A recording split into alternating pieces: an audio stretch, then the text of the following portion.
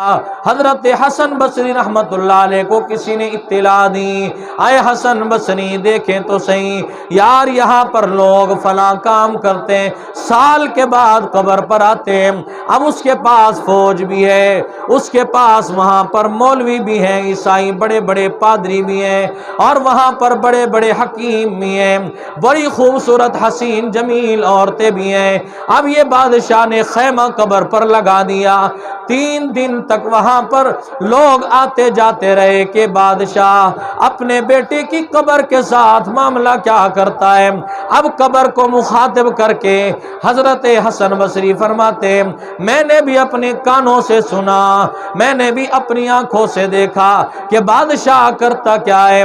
بادشاہ اپنے بیٹے کو مخاطب کر کے کہتا ہے، اے نوجوان تیرے بغیر میرا دنیا میں گزارا نہیں تھا۔ جیسے ہم کہہ دیتے ہیں یار یہ نوجوان بڑی جلدی چلا گیا، اس کے بغیر گزارا نہیں۔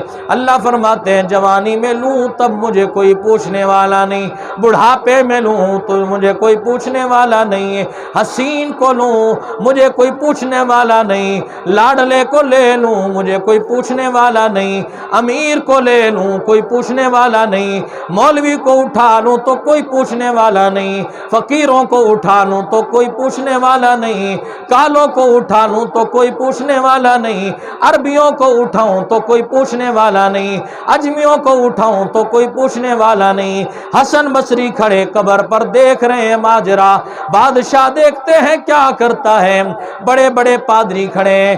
اب بادشاہ دعا مانگتا ہے، اے اللہ بڑے بڑے میں عابدوں کو، زاہدوں کو، متقیوں کو، پرہیزگاروں کو اس قبر پر لے کر کھڑا ہوں، ہو سکتا ہے کوئی اس کے اندر روح ڈال دے، دوبارہ دنیا میں واپس لٹا دے۔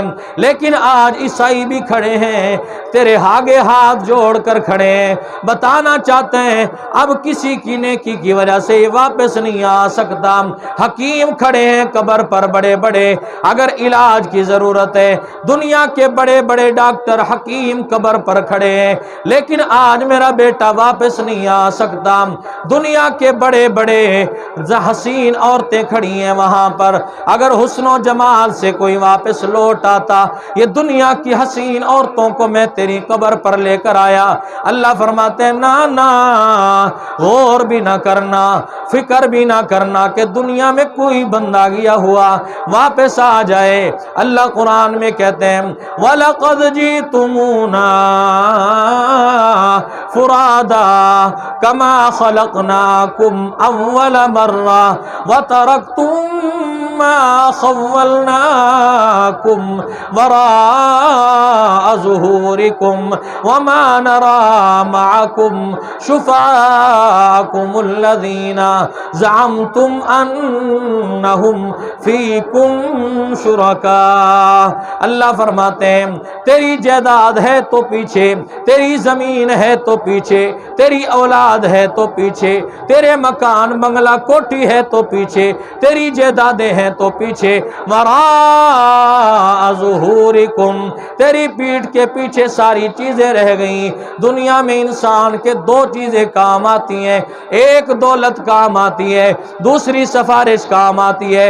اللہ فرماتے ہیں نہ تیری اولاد تو ساتھ لے کر آیا، نہ تو مال ساتھ لے کر آیا، نہ جائیداد ساتھ لے کر آیا، نہ بنگلے کوٹھیاں کاریں گاڑیاں لے کر آیا، تیرے پاس ہے کیا؟ دنیا میں خالی ہاتھ گیا، خالی ہاتھ میرے پاس آ گیا۔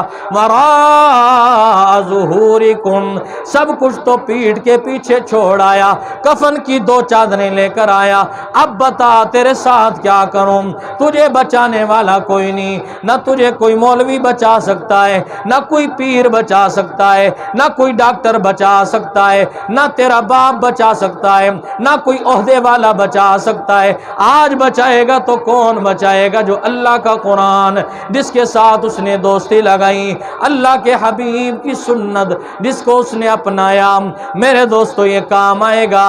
اور دوسری چیز، دنیا میں عہدے سے بندہ کام لیتا ہے، فلاں بندہ بڑے عہدے پر ہے، یار سفارش کروا لوں، اللہ کہتے ہیں مال تو کام نہیں آیا، اولاد تو کام نہ آئی۔ وَمَا نَرَى مَعَكُمْ شُفَعَاءَكُمُ الَّذِينَ، آج تمہارا سفارشی بھی کوئی نظر نہیں آ رہا جو تمہیں سفارش کروا کے چھڑوا لے۔ نہ دولت کام آئے گی، نہ مکان کام آئے گا، نہ عہدہ کام آئے گا، میرے دوستو وہاں کام آئے گا تو نیکی کام آئے گی، وہاں کام آئے گا تو اللہ کا قرآن کام آئے گا، وہاں کام آئے گا تو سنت حبیب کام آئے گی، وہاں کام آئے گا تو صدقہ خیرات کام آئے گا، وہاں کام آئے گا تو نماز کام آئے گی، وہاں کام آئے گی تو میرے دوستو روزہ کام آئے گا، وہاں کام آئے گی تو زکوٰۃ کام آئے گی، وہاں کام آئے گی تو حج کام آئے گا، وہاں کام آئے گا تو جہاد کام آئے گا، وہاں کام آئے گا تو دین کی تعلیم و تبلیغ کام آئے گی۔ ورنہ میرے دوستو باقی دنیا کی جتنی بھی عہدے ہیں، جتنے بھی دنیا کے ساری چیزیں سب پیچھے رہ جائیں گی، کوئی چیز ساتھ نہیں جائیں گی۔ اس لیے آج ہم نوجوانوں کو اپنے کندھوں پر اٹھاتے، جنازہ اٹھایا، قبرستان میں دفن کیا، پھر ہر کوئی اپنی مستی میں مست ہے۔ میرے دوستو اس دنیا میں رہ کر کچھ کر کے جائیں، کچھ کر کے جائیں، کوئی دولت خرچ کرنی ہے اللہ کے گھر پر، اللہ کے در پر، نبی علیہ السلام کے لیے، آپ کی ختم نبوت کے لیے، صحابہ کرام اہل بیت کے لیے، وہ خرچ کر کیا ہوا وہی کام آئے گا۔ اللہ کے قرآن سے دوستی لگاؤ، رات کو سو تو قرآن پڑھ کے سوئیں، صبح اٹھے تو اللہ کے قرآن کی تلاوت کریں۔ کیا ہم اللہ کے قرآن کے لیے 10 سے 15 منٹ بھی نہیں نکال سکتے رات کو اور صبح کو؟ پورے 24 گھنٹے گزارتے ہیں، اپنی مرضی کے مطابق کم از کم آدھا گھنٹہ تو نکالیں، رات کو 15 منٹ اللہ کے قرآن کے لیے نکالیں، اور صبح کو 15 منٹ اللہ کے قرآن کے لیے نکالیں۔ اللہ مجھے اور آپ کو عمل کی توفیق نصیب فرمائے۔